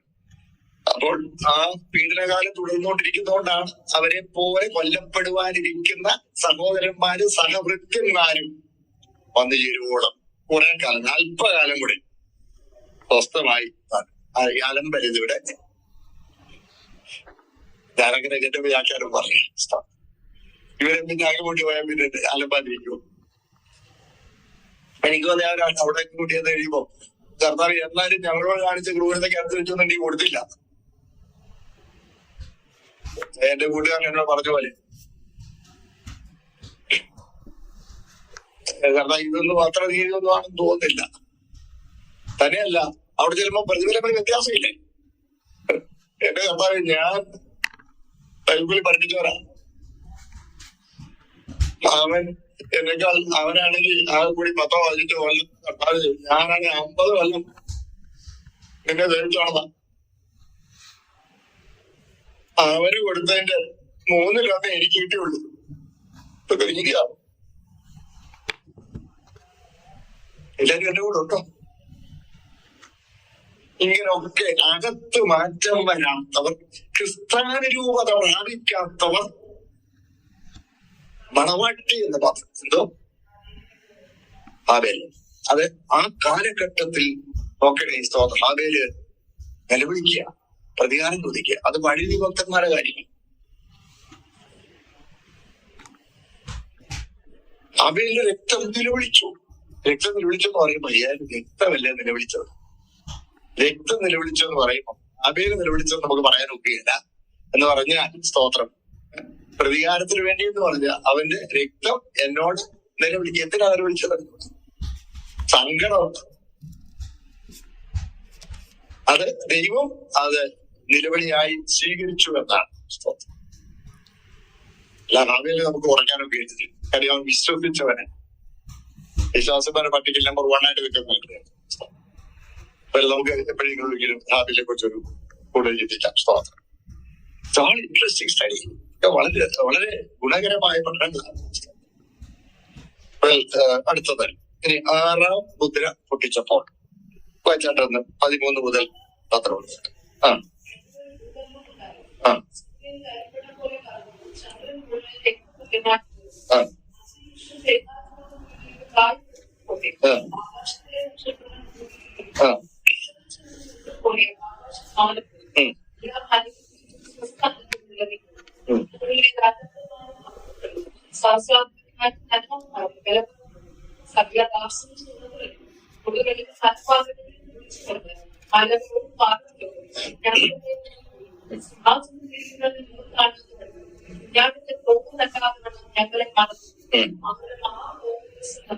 ആ വളരെ നന്ദി. സ്തോത്രം.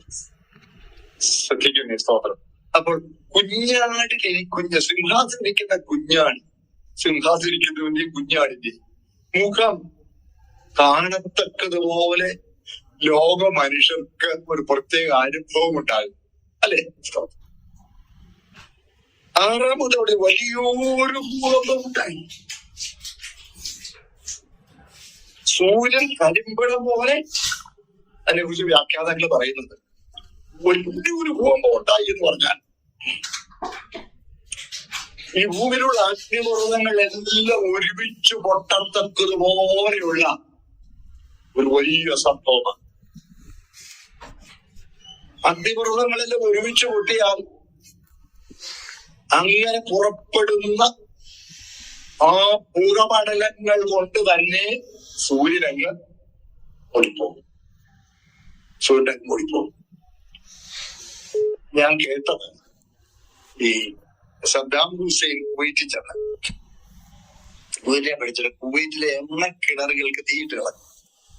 പിന്മാറുമ്പോ തീയിട്ട ജവന്മാർ പോയി എണ്ണ കിണറുകൾക്ക് തീയിട്ട് കളഞ്ഞു. കുവൈറ്റ് എന്ന് പറഞ്ഞാൽ ഓട്ടോമാറ്റിക് നാച്ചുറൽ പ്രഷർ കൊണ്ട് തന്നെ പമ്പ് ചെയ്യേണ്ട കാര്യമില്ല. ഒരിക്കൽ പല വർഷങ്ങൾക്ക് ചെന്നപ്പം ഒരു ഭാഗം അത് ഓയിൽ കമ്പനി വർക്ക് ചെയ്യുന്ന ഒരു സഹോദരനാണ്. അവിടെ ഭൂമിക്ക് പൈപ്പുകൾ കണക്ട് ചെയ്തിരിക്കും. ആ പൈപ്പ് നേരെ പോകുന്നത് പോർട്ടിലേക്കാണ്. ലോകത്തിലെ A ഗ്രേഡ് ക്രൂഡായിട്ട് അത് ഓട്ടോമാറ്റിക് ആയിട്ട് ആ നാച്ചുറൽ പ്രഷർ കൊണ്ട് കഴിഞ്ഞാൽ ഈ പൈപ്പ് കൂടെ കയറി പോവാം. ടാങ്കിലൂടെ കയറുക. അതിനിടയ്ക്ക് എന്തോ അത് തണുപ്പിക്കാനുള്ള സംവിധാനങ്ങളെല്ലാം ഉണ്ട്.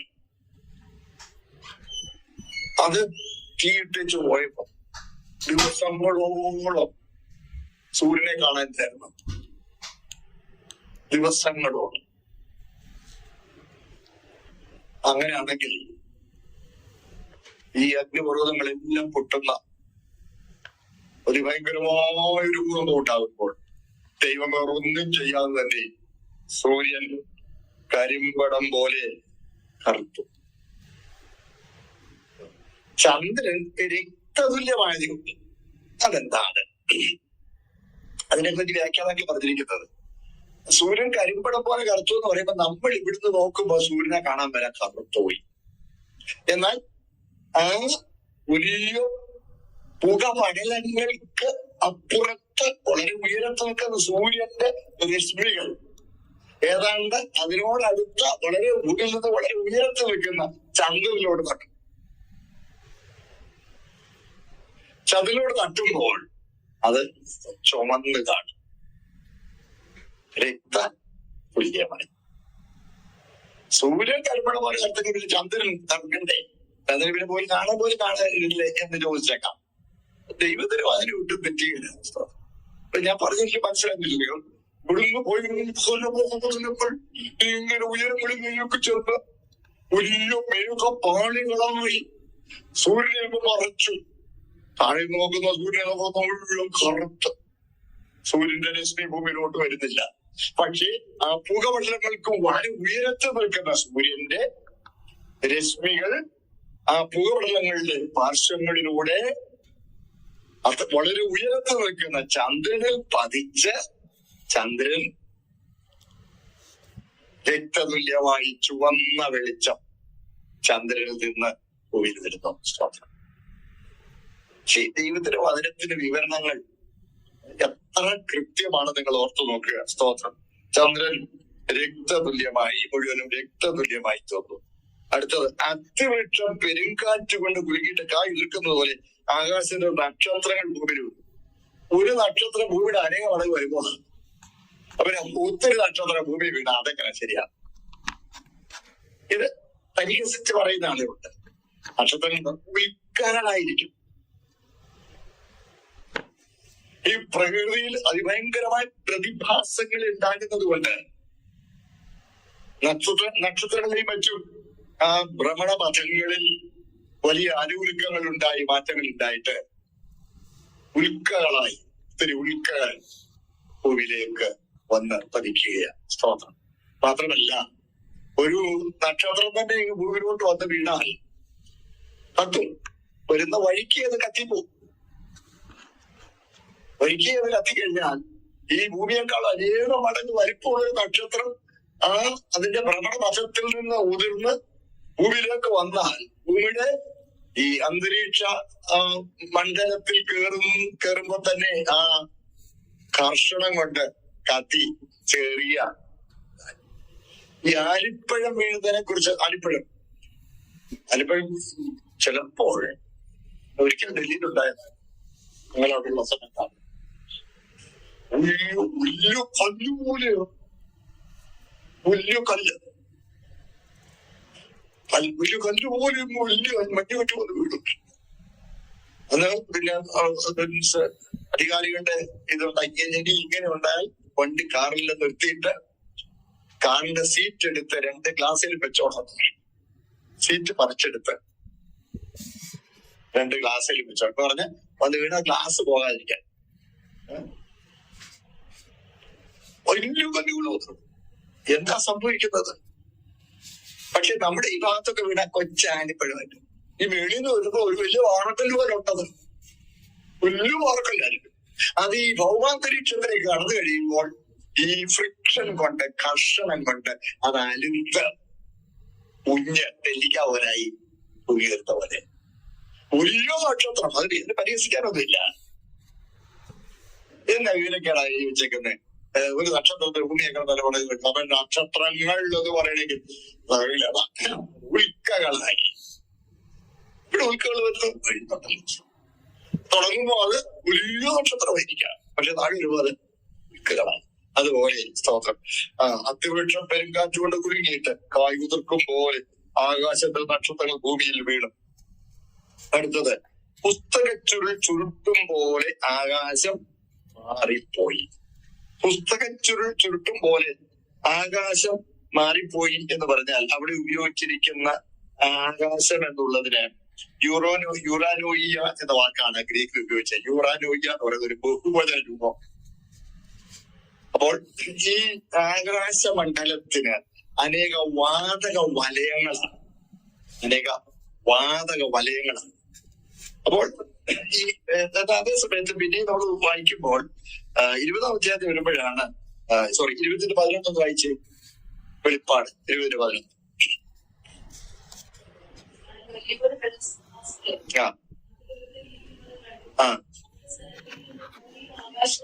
Thank you. ഭൂമിയും ആകാശവും വായിച്ചു അവയെ മാറ്റില്ല. അപ്പൊ ഭൂമിയും ആകാശവും ഓടിപ്പോയി. അപ്പൊ ആകാശം ഓടിപ്പോകുന്നതല്ല. ഇവിടെ പുസ്തകച്ചുരുൾ ചുരുട്ടും പോലെ ആകാശം മാറിപ്പോയി എന്ന് പറഞ്ഞാൽ ഒരു വാതക വലയം, അനേക വാതക വലയങ്ങളുണ്ട്. അനേക വാതക വലയങ്ങൾ ഉള്ളതിൽ ഒരു വാതക വലയം ചുരുട്ട് മാറിപ്പോയി. പക്ഷെ മുഴുവൻ മാറില്ല. പിന്നെ അതാണ് 1000 ആണ്ട് വാഴ്ചയ്ക്ക് വേണ്ടി ദൈവം ഭൂമി ഒരുക്കുമ്പോഴുണ്ടല്ലോ ഒരു അഡീഷണൽ ലെയർ ഭൂമിയുടെ മുകളിലിടും. അതുകൊണ്ട് അതിനെക്കുറിച്ച് പറയുന്നത് ഓസോൺ ലെയർ ആയിരിക്കാമെന്നാണ്. ഓസോൺ ലെയർ ആയിരിക്കാം. യെശയ്യാവിന്റെ പ്രവചനം എടുത്തോ.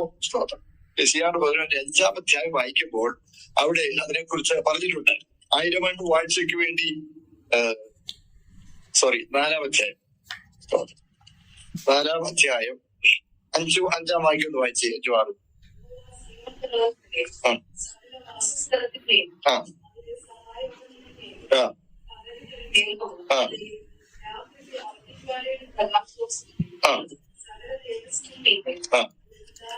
കേട്ടോ, സകല തേജസ്സിന് മീതെ ഒരു വിധാനമുണ്ട്.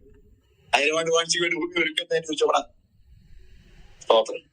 നമ്മൾ ശരിക്കും ഈ ഭൂമിയിൽ ഇത്ര സുഖമായി ഇരിക്കുമ്പോൾ ദൈവം ഈ ഭൂമിയെ നമുക്ക് വേണ്ടി ഇങ്ങനെ ഒരുക്കിയിരിക്കുന്നതിനെ കുറിച്ച് നമുക്കൊരു നന്ദി ദൈവത്തോണ്ടായിരിക്കും. നമ്മൾ എന്താ വിചാരിക്കുന്നത്? സൂര്യൻ ഇറങ്ങിയല്ലേ 40 ദശലക്ഷം ടൺ 40 മില്യൺ ടൺ ഹീലിയമാണ് ഒരു സെക്കൻഡിൽ സൂര്യനിൽ കത്തുന്നത്. വെള്ളം ചൂടാ. എന്നാൽ നമ്മള് ഭൂമിയിൽ നിന്ന് മുകളിലോട്ട് വരുമ്പോ സൂര്യനോട് അടുക്കും തോറും കുറെ പേര് തണുപ്പാണ്. ദൈവം ചെയ്യുന്നത് സൂര്യനിൽ നിന്ന് ഭൂമിയിലേക്ക് വരുന്ന അതിശക്തിയേറിയ ചൂടിന്റെ തരംഗങ്ങൾ, ഹീറ്റ് വേവ്സ്, അത് ഈ അന്തരീക്ഷത്തിൽ കൂടി കടന്ന് ആദ്യം തണുപ്പിച്ച് പിന്നെ ആവശ്യത്തിനുള്ളതായി സ്റ്റെപ്പ് ഡൗൺ ചെയ്ത് മനുഷ്യ ജീവിതത്തിന് അനുയോജ്യമായ ഗുണകരമായ അകൃത്യമളവിൽ നമുക്ക് ലഭിക്കത്തക്കതുപോലെ ദൈവം ഈ ഭൂമിയിൽ ആ സൂര്യപ്രകാശം തരുന്നതവന്റെ കൊച്ചു കാര്യമാണോ സ്തോത്രം. Step down transformation. ഇവിടെ ഈ കത്തിക്കുന്ന ഈ ഒരു ബൾബ്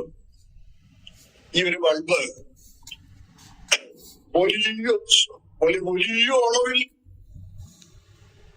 വൈദ്യുതി ഉൽപ്പാദിപ്പിച്ചുകൊണ്ടിരിക്കുന്ന ഇടുക്കിയിലെ പവർ സ്റ്റേഷനുമായിട്ട് ഇതിൽ ബന്ധമുണ്ട് ഇല്ലേ? പക്ഷെ അത്രയും ശക്തിയോടെ അത്രയും വലിയ അളവിൽ എത്ര മെഗാവാട്ടായിരിക്കും അത് പോകുന്നത്. അത്രയും ഉൽപ്പാദിപ്പിക്കുമ്പോൾ ഇതിൽ കൃത്യമായി ലഭിക്കത്തക്കതുപോലെ വരേണ്ടതിന് എത്ര സ്റ്റെപ്പ് ഡൗൺ ട്രാൻസ്ഫോർമേഷൻ ഇല്ലേ?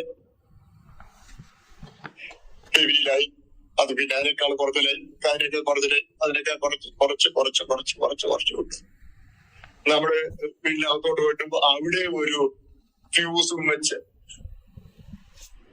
പിന്നെ ഒരു ഫ്യൂസ് കൊണ്ടുവന്ന് വെച്ച് അവസാനം കൊണ്ട് ഈ മിന്നാമിനുക്ക് പോലുള്ള ഈ ബൾബിനകത്ത് സ്തോത്രം അത് നാശം ചെയ്യാതെ പ്രകാശിക്കത്തക്കതുപോലെ ആക്കാൻ മനുഷ്യനെ കൊണ്ട് കഴിയുന്നെങ്കിൽ ഇപ്പൊ നമ്മള് ശരിക്കും പറഞ്ഞാൽ UV റേസ് ഉണ്ടാകുന്ന ഈ വാദവലയങ്ങൾക്ക് തകരാറിലായിക്കൊണ്ടിരിക്കുക. അതുകൊണ്ടാണ്. പക്ഷെ ദൈവം ഇങ്ങനെ കൊണ്ടുവന്നിരിക്കുക. അതിൽ ഒരു വാതക വലയമാണ് പുസ്തകച്ചുള്ള പോലെ ഉള്ളൂ. ഇപ്പൊ നമുക്ക് പുസ്തകച്ചുള്ള എന്ന് പറഞ്ഞാൽ നമുക്ക് മനസ്സിലായില്ല. അന്ന് അക്കാലങ്ങളിൽ പുസ്തകം ചുരുളുകയാണ്. പുസ്തകം ചുരുട്ട് പോലെ ചുരുട്ട് മാറി. അടുത്തത് അപ്പൊ അതും പരിഹസിക്കട്ട. പിന്നെ 20ാം അധ്യായത്തിന്റെ വേറെ ഇട്ടിച്ചാർന്ന് ഇതൊക്കെ ഒത്തിരി പരിഹസിക്കുന്നുണ്ട്. അവൻ നിങ്ങൾ പറഞ്ഞു കൊടുക്കണം. സ്തോത്രം. അവിടെ ഉപയോഗിച്ചിരിക്കുന്ന വാക്ക് പ്രത്യേകം ശ്രദ്ധേയമാണ്. യൂറാനോയ്യ എന്നുള്ള വാക്കാണ്. അത് ബഹുവചന രൂപമാണ്.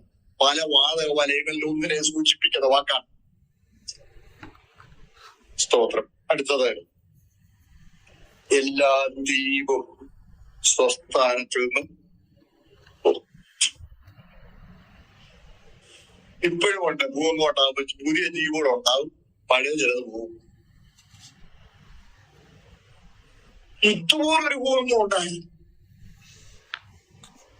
എന്റെ പൊന്നു സൗരങ്ങളെ, ഈ ഭൂമിയെല്ലാം പൊട്ടിപ്പൊളിഞ്ഞിരിക്കുക. നോഹയുടെ പ്രളയകാലത്തായി പൊട്ടിപ്പൊളിഞ്ഞത്.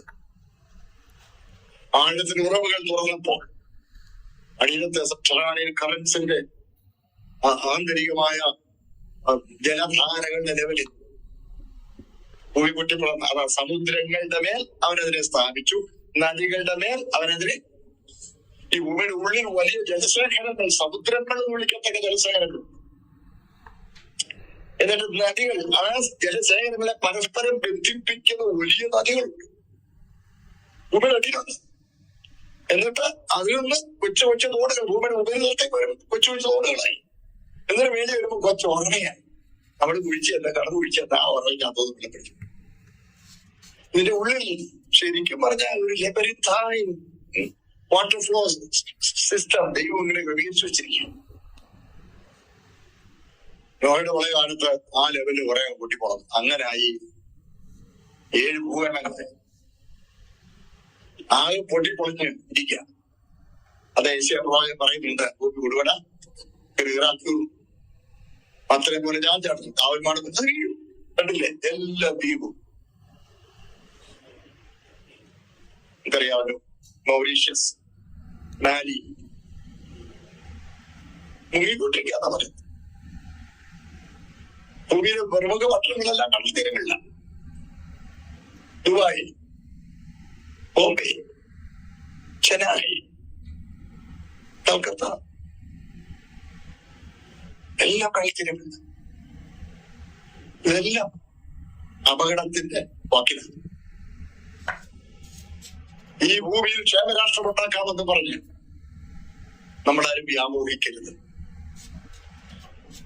സ്തോത്രം. കർത്താവ് വരുന്നവരെ തലി പിടിക്കാനുള്ള സൗകര്യമുണ്ട്. സ്തോത്രം. അതാ കാരണം ഉണ്ണാനും ഒടുക്കാനുണ്ടെങ്കിൽ മരീനുണ്ട്. അതിനധികം ദൈവം തന്നിട്ടുണ്ടോ? ഞാൻ കഴിഞ്ഞ ദിവസം എവിടെയോ പറഞ്ഞു പോലെ അത് നമ്മുടെ തലയ്ക്ക് പിടിക്കുന്നു. സ്തോത്രം. ഒരിക്കലും അത് നമുക്ക് വിഗ്രഹമാകരുത്. എല്ലാ ദീപ സ്വസ്ഥാനത്ത് നിളയിപ്പോയി. എന്നിട്ടോ ഭൂമിയിലെ രാജാക്കന്മാരും മഹത്തുക്കളും സഹസ്രാധിപന്മാരും ധനവാന്മാരും ബലവാന്മാരും സകലദാസന്മാരും സ്വതന്ത്രരും ഗുഹകളിലും മലപ്പാറകളിലും ഒളിച്ചുകൊണ്ട് പലരോട് ഞങ്ങൾ വീഴുവീരെന്ന് പറഞ്ഞാൽ ബങ്കറുകളിൽ കയറുന്നു. ഇപ്പൊ തന്നെ കേട്ടില്ലായിരുന്നു, ഒരു യുദ്ധം വരുമ്പോണ്ടല്ലോ, യുദ്ധമൊക്കെ വരുമ്പോ വലിയ അധികാരികളെ ബങ്കറിൽ ഒളിപ്പിക്കും. അതാണ് സംഭവിക്കാൻ പോകുന്നത്. ഇപ്പൊ വലിയ പത്രാസോടെ മോട്ടോർക്കേഡ് എന്ന് പറഞ്ഞാൽ ഒരുത്തരം പോകാനായിട്ട് 50 കാറ്, അതിന് അകത്ത് ഏതെങ്കിലും ഒരു കാറിന്റെ ഒരു മൂലയിൽ ഇരുണ്ടിരിക്കുന്ന പോലെ ഇവരിരുണ്ട് പോവാണ്. അവന്റെ ആ പ്രൗഢിയും പ്രതാപവും കാണിക്കാൻ 50 കാറും സാറും പടക്കിക്കൊണ്ട് പൈലറ്റ് വാഹനം ഇങ്ങനെ പോകുന്ന മഹത്തുക്കൾ സഹസ്രാധിപന്മാർ കേണലും എന്ത് വേണ്ട, ബ്രിഗേഡിയറും കേണലും മാർഷലും ഫീൽഡ് മാർഷലും ഇവന്മാരെല്ലാം എവിടെ പോകും? ബങ്കറുകളിൽ അഭയം തേടും. സ്തോത്രം. ഭൂമിയിലെ രാജാക്കന്മാരും മഹത്തുക്കളും സഹസ്രാധിപൻ. ഇപ്പൊ എതിർ ക്രിസ്തു ഭരണാധികാരിയായി സർവാധികാരിയുടെ ഉള്ളപ്പോ തന്നെ കൊച്ചു അവന്റെ കീഴിൽ ഒത്തിരി പേരുണ്ട്. രാജാക്കന്മാരുണ്ട്, മഹത്തുക്കളുണ്ട്, സഹസ്രാധിപനാണ്. ഇതല്ലേ ഈ സൈന്യാധിപന്മാരെ പ്രത്യേകം എടുത്തല്ലോ. ധനവാന്മാർ, ബലവാന്മാർ, ദാസന്മാര്, സ്വതന്ത്രർ, ഗുഹകളിലും മലപ്പാറകളിലും ഒളിച്ചുകൊണ്ട് മലകളോടും പാറകളോടും ഞങ്ങളുടെ പേര് എഴുതി സിംഹാസനത്തിൽ ഇരിക്കുന്നവരെ മുഖം കാണാതെ കണ്ടു, കുഞ്ഞാട്ടിന്റെ കോപം തട്ടാതെ കണ്ടു. ഞങ്ങളെ പറമ്പീൻ അവരുടെ മഹാകോപ ദിവസം വന്നു. കുഞ്ഞാടിന്റെ കോപം,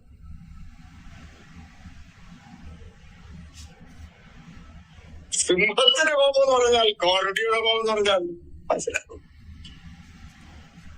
ഇന്ന് കുഞ്ഞാട അവൻ കോപിക്കുന്നൊരു ദിവസം. ഇന്ത്യയിലൊക്കെ ഭരണാധികാരികളുടെ ഒക്കെ അവന്റെ സ്വഭാവവും ആ ബോഡി ലാംഗ്വേജും ഒക്കെ കണ്ടിട്ട് ഒന്നും പറയാൻ.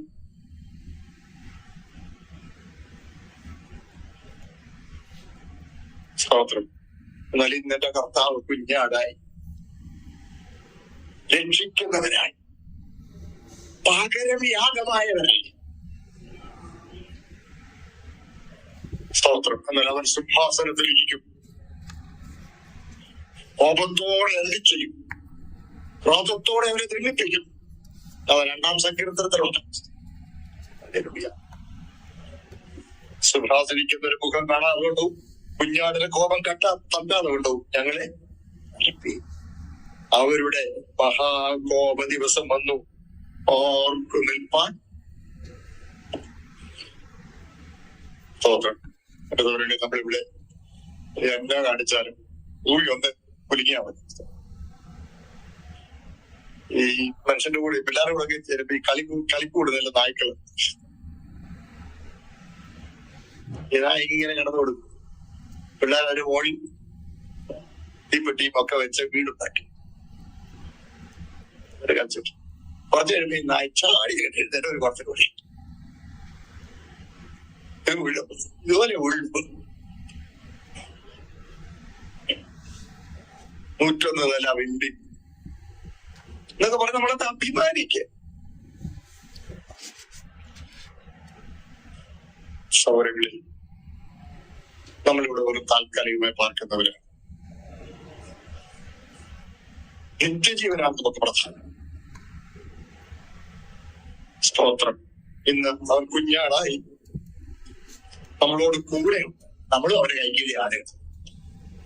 കുഞ്ഞാടായിരിക്കുമ്പോൾ തന്നെ അവിടുന്ന് ഇടയിലുണ്ട്.